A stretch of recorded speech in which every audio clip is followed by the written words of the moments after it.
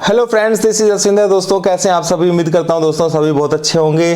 दोस्तों मार्केट यहां से, जैसा कि मैंने थंबनेल में लिखा है कि मार्केट यहां पे डेंजर जोन में है। ये बात बोलने में मेरे को बिल्कुल भी हिचकिचाहट नहीं है, चाहे कोई किस तरीके से समझे, पर बात को पूरा समझेंगे तो निष्कर्ष निकल जाएगा। एक पॉइंट को पकड़ने से कुछ नहीं होता है, अपना दिमाग आप लोगों को चलाना है। लेवल जो है मैं आप लोगों को दे देता हूं, ठीक है। तो यहां पर एक सबसे बड़ी चीज, अभी मैं चार्ट्स पे जाऊंगा तो आप लोगों को समझा दूंगा सारी कंडीशंस। तो यहां पर एक चीज समझनी है दोस्तों कि मार्केट के अंदर कुछ भी ऐसा पॉजिटिव अब बचा नहीं है। जो Z20 था वो उसका भी हो गया पूरा, और मार्केट को यहां पे कंसोलिडेट किया जा रहा है। कुछ लेवल्स हैं जिसको ब्रेक करने के बाद मार्केट सीधा नीचे की तरफ ही चल पड़ेगा।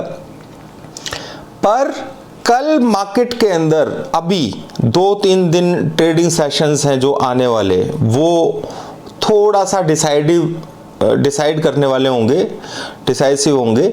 तो उनके ऊपर ध्यान रखना है। यहां पर मैं किसी को शॉर्ट पोजीशन लेने के लिए बिल्कुल यहां पे नहीं बोल रहा हूं कि आप शॉर्ट पोजीशन लेना। मैं लेवल्स आप लोगों को अपडेट कर दूंगा, ठीक है।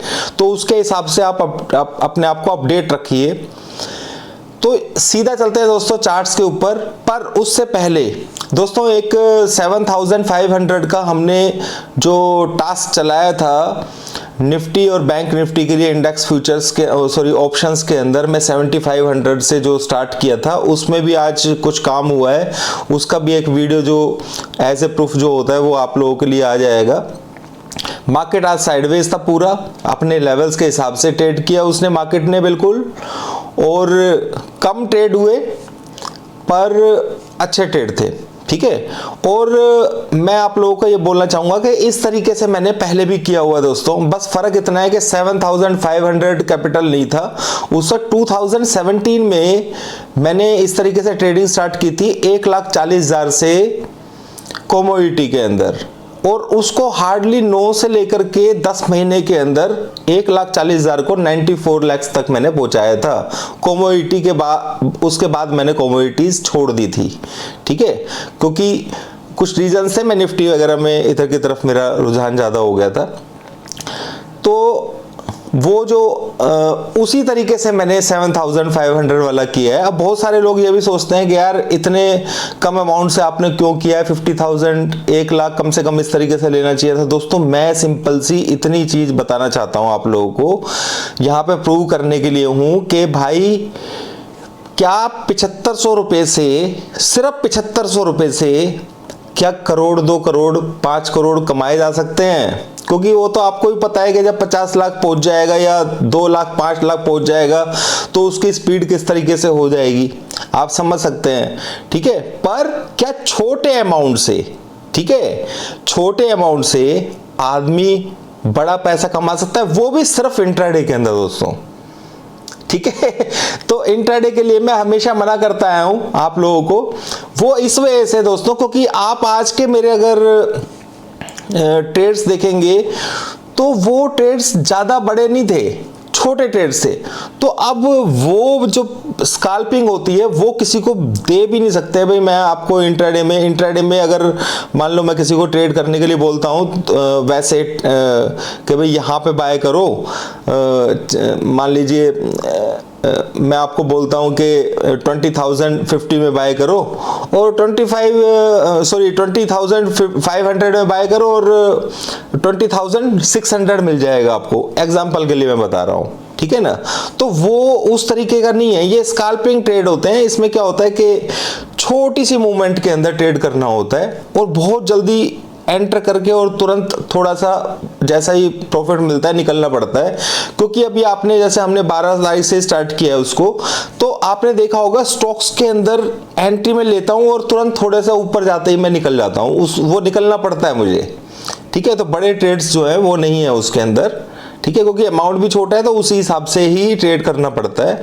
तो वो चीज किसी को शेयर भी नहीं की जा सकती है कि इतने कम टाइम के अंदर मैं किसी को बोलूं मैंने बाय किया है यहां पर, आप भी बाय कर लो, या फिर मैं निकल गया हूं, ठीक है ना। तो आप इस चीज को समझिए। पर ये जो मैंने स्टार्ट किया है, ये अगर अच्छा सक्सेसफुल होता है तो रियली में ही इंट्राडे के लिए बहुत अच्छा होगा, क्योंकि आगे बड़े ट्रेड्स भी आने वाले हैं और यकीनन दोस्तों अच्छे ट्रेड्स जो हैं मैं वो आप लोगों के सामने शेयर करूंगा मंडे से पूरा। यानी कि मैं मंडे से बिल्कुल पूरा एक्टिव, अभी 2 दिन बचे हुए हैं तो मैं बहुत सारी सेटिंग्स जो हैं मैंने बताया था कि आप लोगों के साथ में लाइव रहने वाला हूं मैं, वो सब कुछ कंप्लीट हो जाएगा। ठीक है, तो जैसे मैंने अभी पीछे 1-2 दिन पहले आप लोगों को बताया भी तभी यहां से बाय कर लेना है, मैंने यहाँ पे बाय किया है, सेल किया है, सारे इंडिकेशंस वगैरह जो है मैं बताता हूँ। कल भी बताया था मार्केट के अंदर, आज मार्केट वहीं बिल्कुल उसी लेवल से ऊपर खुलता है और थोड़ा सा ऊपर जाकर के फिर ऊपर से नीचे सेल ऑफ आता है और एक लेवल को ब्रेक करता है, तो वहां से आराम से 50 पॉइंट निफ्टी के अंदर आपको मिल रहे थे। ठीक है, 20,100 से 20,050 तक का सफर उसने तय किया और मैंने बताया था कि 20,000 के पास में सपोर्ट भी है, इसलिए पहले निकलना भी है, इसलिए मार्केट के अंदर ये जगह इतनी इंपॉर्टेंट है। तो दोस्तों यहां से टाइम वेस्ट ना करते हुए सीधा चलते हैं और जो मैंने थंबनेल में लिखा हुआ है वो रीजंस क्या है पोजिशनली, वो सारी चीजें मैं आपको बताऊंगा। तो वो 7500 वो अराउंड 12,000 तो आज पहुंच गया था, तो उसका अपडेटेशन भी आप लोगों को मिल जाएगा, यानी कि वो 14,000 हो गया है, लगभग डबल कर दिया है, यानी कि 7,500 14,000 के आसपास का हो चुका है फिलहाल। तो अब देखते हैं कि भाई वो कितना आगे तक जा पाता है या वो खत्म हो जाएगा। तो जो भी चीज़ है वो आप लोगों के सामने रहेगी, इसमें कोई छुपाने वाली बात नहीं है, ठीक है ना।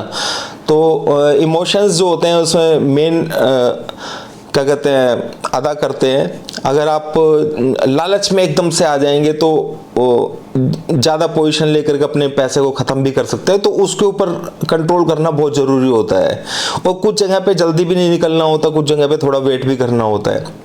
ऑप्शंस के अंदर अगर आप इंट्राडे में ऑप्शंस में ट्रेड कर रहे हैं तो उसमें आपको एक चीज़ समझनी पड़ेगी दोस्तों कि ऐसे पॉइंट पे लो लेते ही एकदम से शूट करे, ठीक है ना। स्टॉप लॉस हमेशा छोटा होना चाहिए। तो उन बारीकियों को मैं पकड़ने की कोशिश कर रहा हूं जो एकदम से, जैसे मैंने पीछे ट्रेड्स आप लोगों के सामने डिस्कस भी किए हुए, लाइव ही था मैं तब उस वक्त, कि भाई यहां से सेल है तो एकदम से नीचे चला गया, यहां से बाय कर लेना चाहिए, तो वहां से 10 पॉइंट ऊपर जा करके हम निकल गए, ठीक है ना। तो इस तरीके से ही ट्रेडिंग होती है ऑप्शंस के अंदर, बहुत सतर्कता वाला काम है और फोर्स जो है दोस्तों इसमें रियली में ही बहुत मायने रखता है। दोनों चीजों के साथ में मिला करके काम करना पड़ता है। तो चल दोस्तों यहाँ पर टाइम वेस्ट नहीं करेंगे, मैं तो बोलता ही चला जाऊंगा आप लोगों के लिए, ठीक है ना। तो सीधा चार्ट्स पर चलते हैं। तो यहाँ पर चार्ट्स के ऊपर दोस्तों आप देखेंगे बैंक निफ्टी के अंदर मैंने ये लेवल्स आप लोगों को ड्रॉ करके दिए थे। तो सिंपल सी चीज है जो मैंने आप लोगों को एक चीज सिखाई हुई है कि भाई 9-15 की जो कैंडल है, 9-18 की कैंडल, ठीक है, ये पूरा ही जोर लगा लो आप इसका। यहां से उठना शुरू किया था मार्केट ने, बैंक निफ्टी की बात कर रहा हूं, तो पूरा का पूरा जोन मान लीजिए आप इसे, ठीक है। तो मार्केट ने जैसे ही इस लेवल को ब्रेक किया, एक बार ये ऊपर की तरफ आता है, तो इससे बेस्ट अपॉर्चुनिटी यहां पर सेल करने की कोई भी नहीं थी। और अच्छा भला यहां पे क्लोज दे दिया इसने इस लेवल के बेस के ऊपर यहां पर, और आराम से यहां पर इसके एसएल से सेल किया जा सकता था। मैंने निफ्टी में तो बैंक निफ्टी में सेल नहीं किया था, मैंने निफ्टी में सेल किया था, तो मैं जल्दी निकल भी गया था। आपको पता है कि नीचे, मुझे पता है कि नीचे पावर भी है, तो इसलिए मैं निफ्टी में जब सेल किया था तो मैं जल्दी निकल गया था, बहुत जल्दी निकल गया था, ठीक है।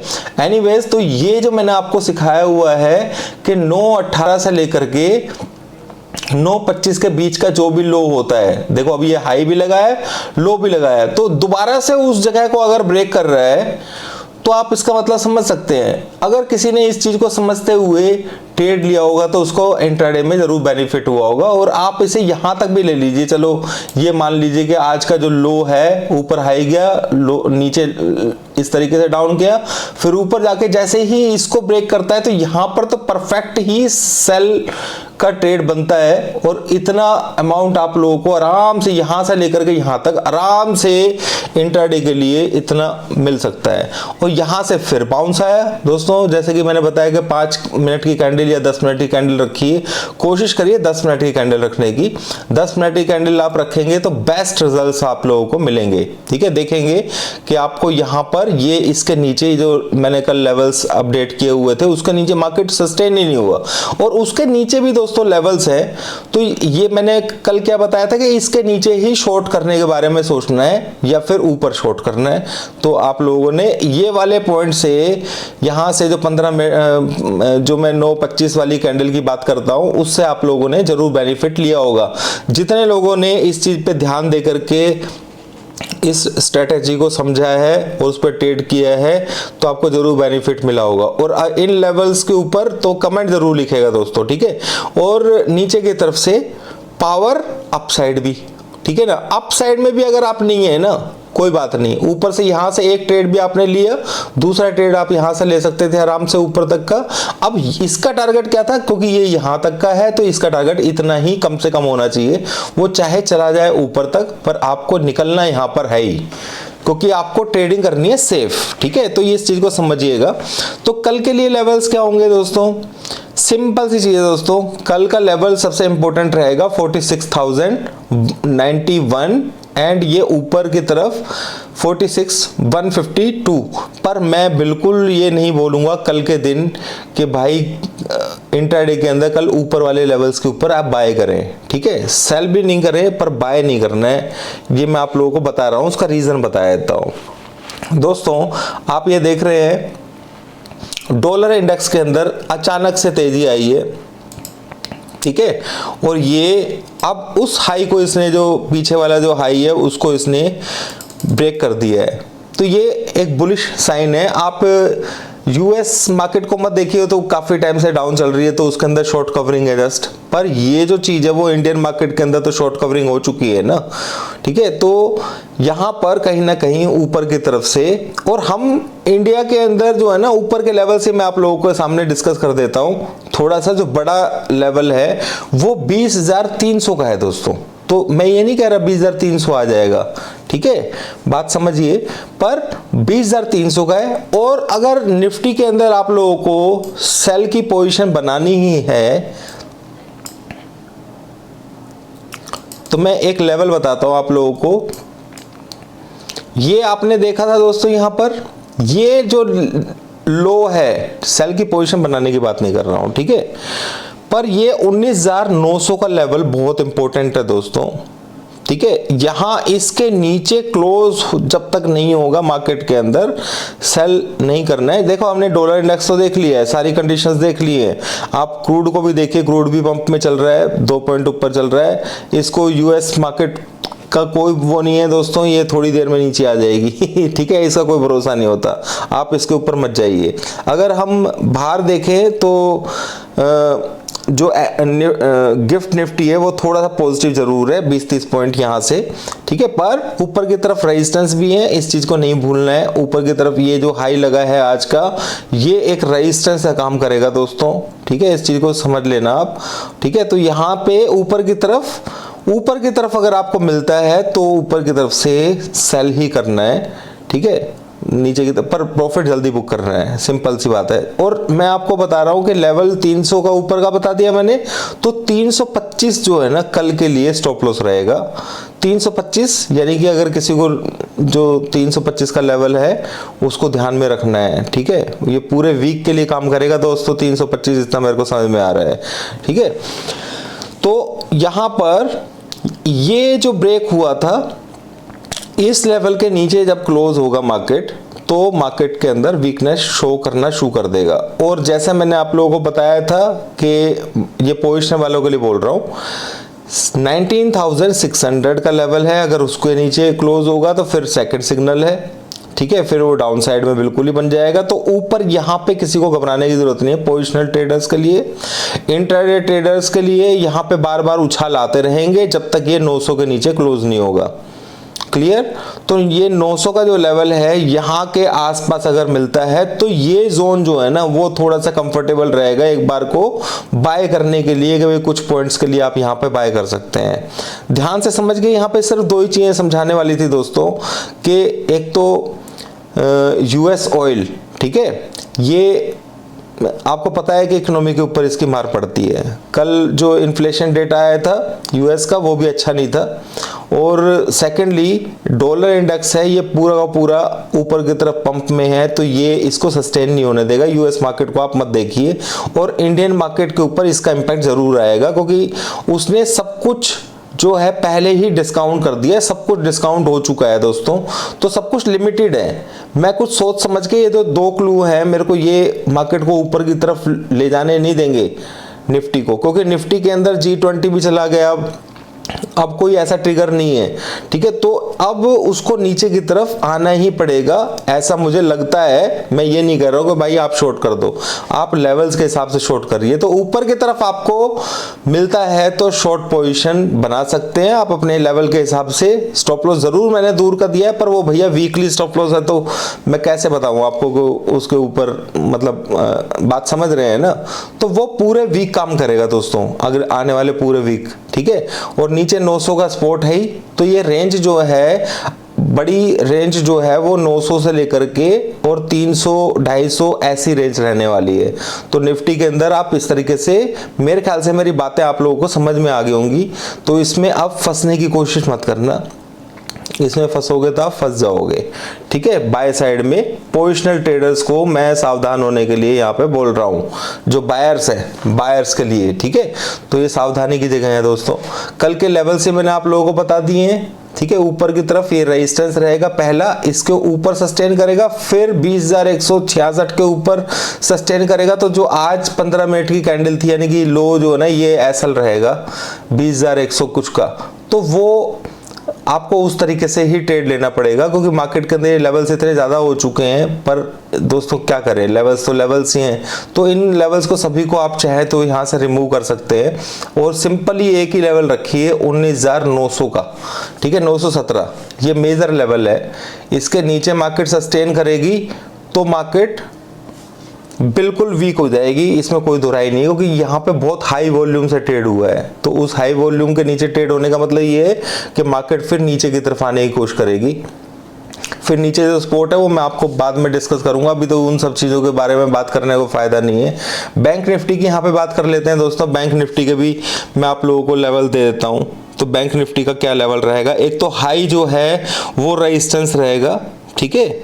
और बैंक निफ्टी के अंदर 46,400 बैंक निफ्टी के लिए ये मेजर रेजिस्टेंस का काम करने वाला है ये, ठीक है। तो इस चीज को समझ लेना आप, आपको किस तरीके से ट्रेड करना है। इस हाई के ऊपर अगर चलता है तो आपको यहाँ पे बाय की पोजीशन नहीं लेनी है दोस्तों, ऊपर से सिग्नल मिलेगा कुछ ना कुछ जरूर आपके हिसाब से, तो आपको स्टॉप लॉस जो है ना 400 का स्टॉप लॉस लेकर के आप लोगों को दोबारा से यहाँ 46,000 या 45,900 तक के लेवल्स देखने को मिल सकते हैं, ठीक है। तो इस चीज को समझ लेना। बैंकिंग के ऊपर जो है ना डॉलर इंडेक्स का इम्पैक्ट जरूर आता है, चाहे ऊपर जाए तो। और नीचे बाय कहां पर है, तो बाय करने के लिए दोस्तों ये लेवल जो है सबसे मेजर लेवल है बैंक निफ्टी के अंदर, वो है यहां पर, यस, ठीक है, 45,300। ये वीकली सपोर्ट है दोस्तों, वीकली सपोर्ट है यहां पर 45,000। तो मार्केट 45,300 से लेकर के 46,300 के बीच में रहने के चांसेस हैं इस पूरे हफ्ते के अंदर। यानी कि अभी फ्राइडे भी है और आगे देखो मंडे को क्या होता है, वो मैं आप लोगों को दोबारा से वीकली अपडेट कर दूंगा। पर कल के लिए जो है ना, अभी फिलहाल जो रेंज है वो यही है, बड़ी वाली रेंज, ठीक है। तो ऊपर की तरफ जरूर सेल करने की कोशिश करनी चाहिए, और ज्यादा नीचे आए तो एक बार को बाय करने की कोशिश करनी चाहिए, अगर लेवल्स के हिसाब से मार्केट इस तरीके से रिएक्ट करता है। डॉलर इंडेक्स को इग्नोर मत कीजिए दोस्तों, ये टाइम नहीं है डॉलर इंडेक्स को इग्नोर करने का। 105 के ऊपर वो रेड घंटी चल जाती है, ये चीज समझ लेना आप, ठीक है। तो यहाँ पे ये नहीं सोचना है कि भाई 25,000 चली जाएगी निफ्टी ठीक है, ऐसा सोचोगे तो कुछ नहीं हो सकता। मार्केट के यार वैल्यूएशन नाम की भी कोई चीज होती है, तो यहाँ पे वैल्यूएशन को तवज्जो दी जाएगी जरूर, ठीक है। Thank you.